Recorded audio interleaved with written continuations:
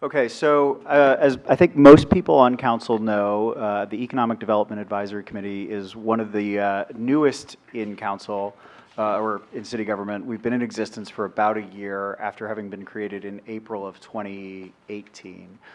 What I really want to do tonight is just present a snapshot of progress so far.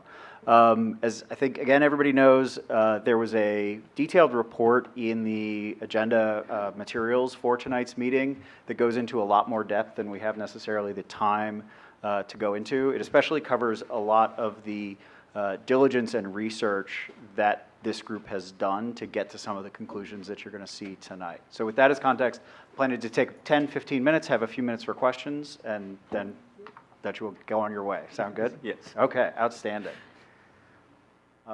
So, quick agenda. I want to, make sure we're all aligned on why this group is in place, what we've learned in our first year of doing some research, what we see as the opportunity, and what our action plan is going forward through the rest of 2019.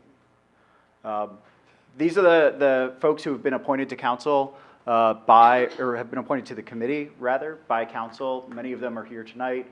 A variety of backgrounds in volunteering around town, in different industries, including the real estate industry, the investment industry. But just as a reminder, this is who your commission is. So this is the key slide to understand as to why there's a need for this group, and especially why there's a need for this group as compared to some of the other groups in town that we'll talk about. If we look at the city's budget each year, the statistics as we understand them are that about 20% of the city's revenues comes from commercial ratables, sources other than, real estate taxes primarily that citizens are paying. And then if you take that 20% and blow it out and look at where it's coming from, 70% of that comes from one employer, that's Celgene. So we have, from just a pure investment perspective, we're not getting enough from this stream of revenue, and what we're getting is very sensitive to the decisions of one corporation. That's not a particularly stable situation from where we sit. So with that set of statistics as framing, the EDC has adopted the mission to advise Common Council. We are not endowed with any regulatory capability on our own. We exist to advise on how to increase and diversify that revenue stream. So to go back, basically we want to grow the yellow slice on the left so that we have a greater source of revenue coming from commercial ratables.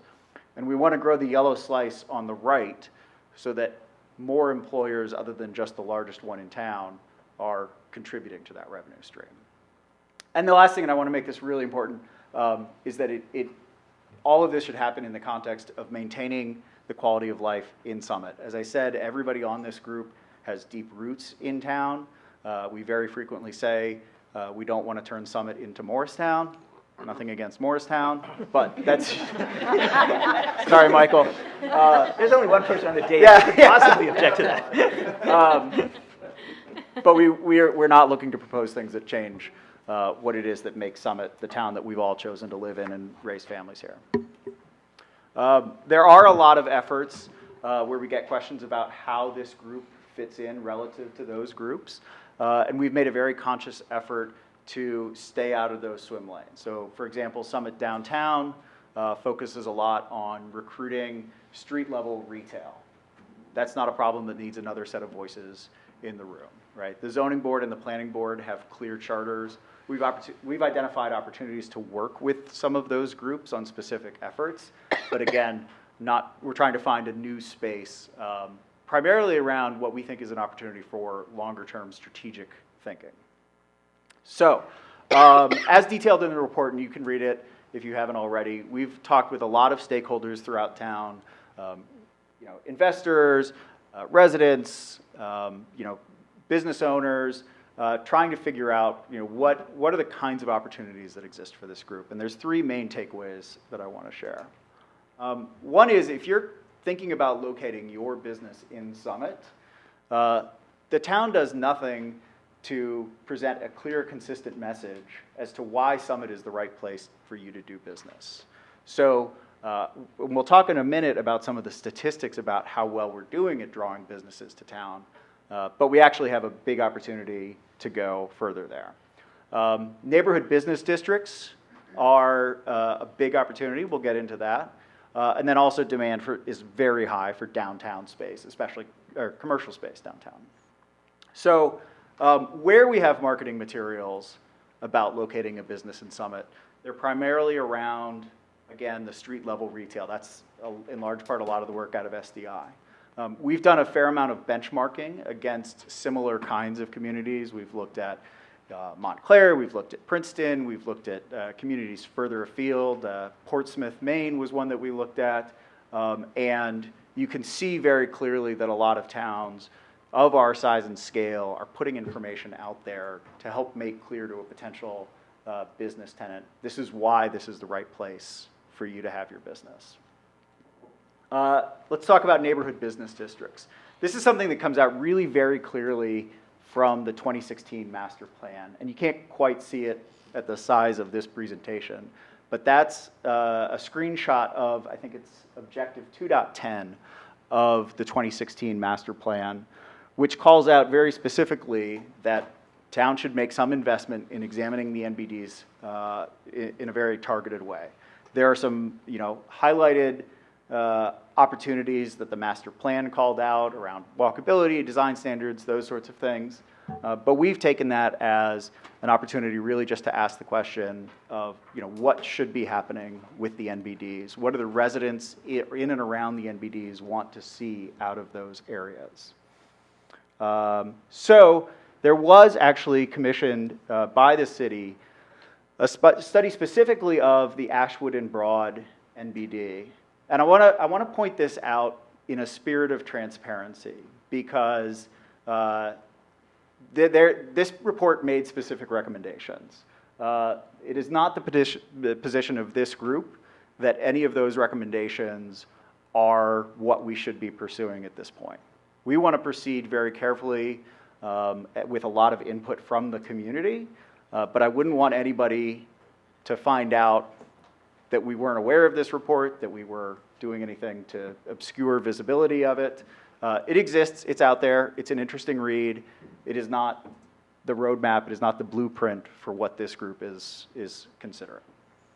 And again, you can sort of see some of the things that they called out, and we could debate at length whether any of these are actually good ideas. They're talking about possibly raising the maximum building size, possibly allowing greater lot coverage. Again, I think the merits of those are subject to what is the community actually looking for. And then lastly, let's talk about demand for commercial space. These are amazing numbers, right? In every class of commercial real estate that you can look at, and these are the Summit vacancy rate is across all of downtown all of Summit when we look at these. We've tried to pull numbers, we're not exactly sure, but it may be the case that there's actually no Class A real estate in the CRBD today. So that number is looking at spaces like the Celgene campus, the newer building right across the street here. That's where you're getting the Class A space in town. So this is really good, and it works really well in our favor. But the flip side of this is we've heard very clearly that there's a lot of interest in making more investment in downtown. And when you consider the fact that the current zoning requirements, and again, not changing anything, the current zoning requirements allow for the CRBD to be built to 300% of FAR, Florida Area Ratio. What that means is every building in the CRBD that's not built to that level represents an opportunity to create more space where we could expect to see similar kinds of vacancy rates. Some of the demographics that we see that drive that very low vacancy rate, we see global professional services firms love locating in town. They find the appeal of the train to be quite high. The rates that people are able to charge are competitive with the kinds of rates that high quality buildings in Jersey City are able to charge, which speaks really highly to the appeal of Summit. One thing that it does work as a challenge to locating in downtown is the floor footprint. We've got a lot of older buildings with smaller footprints, and we're hearing that people want to see larger spaces available. Talked about downtown. And then this last point is really, I think, the big riddle that's facing this group and the thing that's going to require a lot more diligence. We've heard, I've had conversations with with developers directly saying, I have a giant bucket of money that I'm ready to invest. And the people that own the buildings downtown don't want to take on that capital because they don't want to, change the ownership structure of whether it's a trust or whatever other entity owns that building. And so we are going to, have to figure out some way to encourage the existing landowners to, whether it's by taking on new investment or investing some of their own capital, we will not realize the opportunity of building out more of downtown until they're willing to do the development. And you'll see in the action plan, we want to understand that more. So, this is, recapping in some ways a lot of things you've already heard me say. We think we can, capitalize on the already existing appeal. We think we can actually put together detailed marketing materials that portray a consistent message. We can work with residents and communities in and around the neighborhood business districts to identify ways to support their goals. And we can continue to hack away at the problem of how do we get more commercial real estate developed in the CRBD. This is basically what I just said. So let's talk about what that means in terms of an action plan for the rest of this year. There's a marketing subgroup that's done tremendous work. I talked about some of the benchmarking. They also ran a survey with businesses downtown, and they've identified a set of emerging themes about the message that we can portray about Summit to the world, to potential clients. These probably aren't surprising to anybody who's been in Summit for a while, but the strength of the city, the fiscal strength, the quality of the infrastructure, the vibrant community, especially how highly educated the community is, and the level of civic engagement in Summit is something that we think is really strong. We're planning to target getting something live on some sort of website, maybe some pamphlets by the end of this year. In terms of the NBDs, we want to start small and targeted. So we're going to start with the Ashwood and Broad neighborhood business district. And I apologize, there's a mistake on the last bullet on this slide is incomplete. But we're targeting September to host an open community meeting, probably at the rec center, where we'd invite members of that community and get their feedback on the kinds of businesses they see in the NBD today, the kinds of businesses they'd like to see, other issues that might be within the scope of the Economic Development Commission.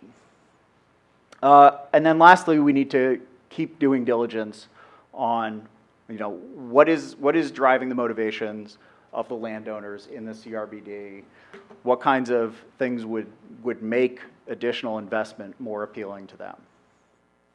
So that's it. I don't know exactly how I did on time. You did good, John. Okay. All right. Thank you. What questions can I answer? Wait, let's, first of all, I want to also just recognize and thank the members of your committee who are back there, right? So if you guys wouldn't mind standing up, I see Jeff Wagenbach, Jeff Schaefer, Julie Keenan, Danny O'Sullivan. Thank you all very much.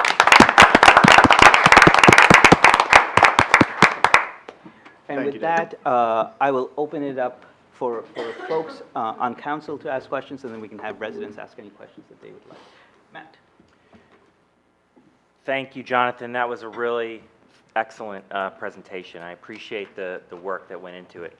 I have two questions. My first is, I love that you're talking about the media you're going to put together for the rollout, and I think that's really smart to recruit more. Of course, our problem is we can recruit people, we don't have anywhere to put them, I think.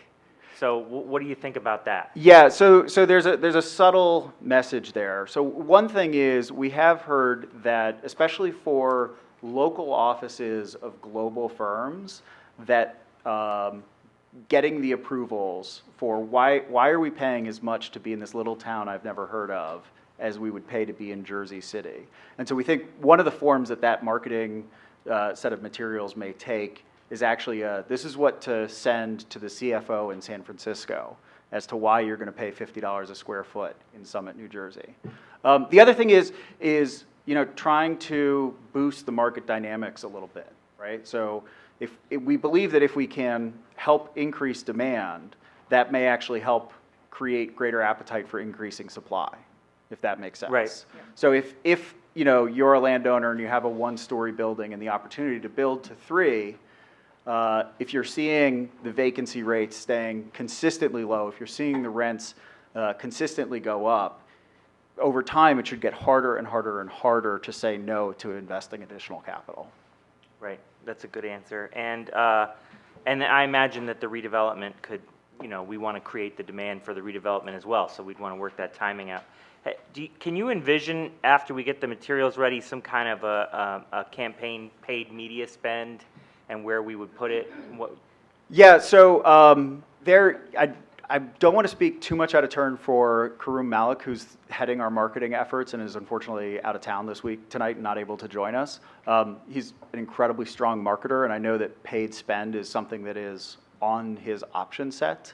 But we're still nailing down the exact messaging before getting to an actual execution plan. Right. So watch this space, and I'd be happy to connect you offline with Karoom to get more details on his thinking. Thank you.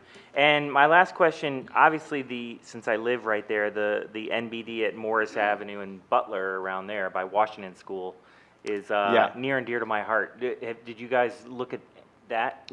Yeah, so that NBD, which sort of runs, basically from Butler all the way down to River Road, and the one over at Ashwood and Broad, are probably the 2 largest in all of town.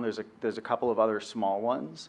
One of the things that distinguishes the one where you are is there's already been a lot more organic investment.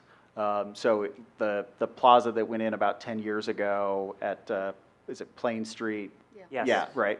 And so one of the questions, again, sort of conundrums that we wonder about is, is the Ashwood and Broad NBD getting a level of investment that's on par with, the NBD where you live? And if not, what might be causing friction in that regard? Does that answer your question? Sort of. I guess I'm just lobbying for more. Right. Yeah. So also attention just in paid terms to- of being strategic about execution, I think in terms of looking at the capacity we have, trying to do all, it's either 4 or 5 at once, I think would be a recipe for taking on too much and failing. So I'd like to start with 1. We've picked 1 as a target for first engagement, and then let's figure out what works. And I think it's also going to be a different set of desires and probably a different set of solutions for each one of these, because they are very different. Like if you look at the one by the Little Kings, there's a train station right there. I think that's going to have a very different impact on what's appropriate to that as compared to where you are, where it's an access to 24, different kinds of traffic patterns, those sorts of things. Right. Okay, well, again, thank you for the great presentation. Yeah. Thank you, Matt. Thank you. Anybody else? Nora? Yes. So thank you very much, and thank you Thank to everyone else. And Paul Formicelli just walked in, another member of the committee, so thank you. I really think it's intriguing about putting some time and attention into the MBDs. But you're right. I mean, the culture and the community at Ashwood and Broad is significantly different than Morris and Butler. So I really encourage you to do that community outreach and have that meeting and try to get as many of the neighbors in there to find out what do they want. It's almost like it's a little community, and it needs to be treated as such. Absolutely. So I think that's important. So, but thank Yes, you. thank you. I think all this advice and information, we have a wealth. I'm always saying we have a wealth of volunteers in our community, and we need to tap into the people that are interested and smart and ready to put their time and effort into it. So thank you. Thank you. Okay. Any other comments or questions from members of council? I'm going to open up to the public. Is there any member of the public who would like to ask a question about the Economic Development Committee? Okay. Oh, yes. Come on up, Alejandro.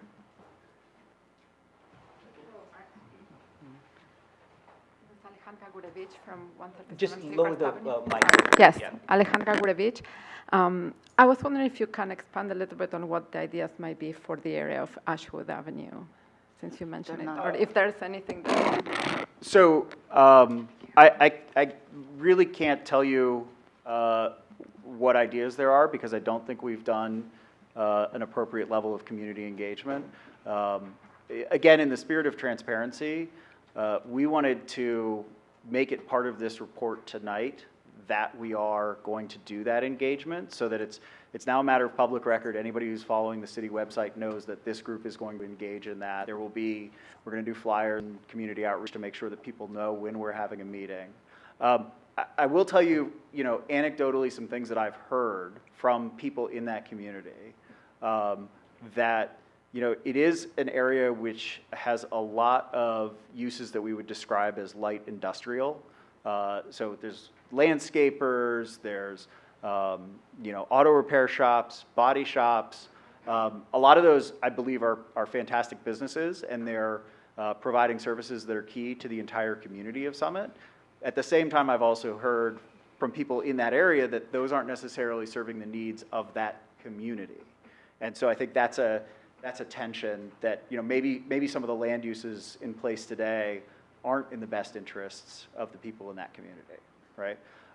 When I talk to people around town about the NBDs generally, not that one specifically, everybody wants a coffee shop that they can walk to, right?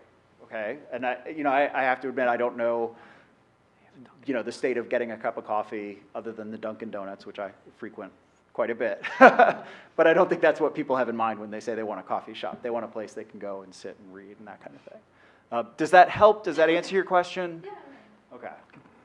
Again, very early, trying to come in not with answers, but with questions. Anyone else?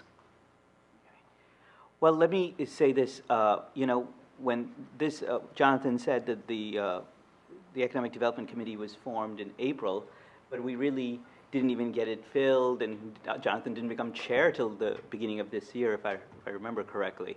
And given the progress that the folks on the Economic Development Committee have come in the last 6-7 months, or a little bit more than that, really, it's been incredible. Because you're taking on two major tasks, which is how is the city perceived by others and marketed outwardly, and also how are we thinking about what the assets and the resources we have internally, and having a community engagement. This is obviously first steps in many other meetings and discussions, both with the public as well as internally, to try to figure things out, and certainly with council as far as ultimately products that we may, as Jonathan explained, this is an advisory committee, doesn't have a jurisdiction of its own to make a determination. Rather, it comes back to us and says, okay, council, this is what we propose. Does this work for you guys? And then we look at that. But I want to really thank you. I want to thank all the members of the committee who are here, and Khurram, who couldn't be here tonight, for all the hard work that you guys have done in getting to where we have. I think this will make a huge addition. Some people may have thought, well, why do we need this? Now we know exactly why we need this, and I think it'll make a big difference in our community. So thank you very much. Thank you very much. Thank you. Thank Great you. job. Thank you. Okay, moving on. Yeah. See, there's support for the community.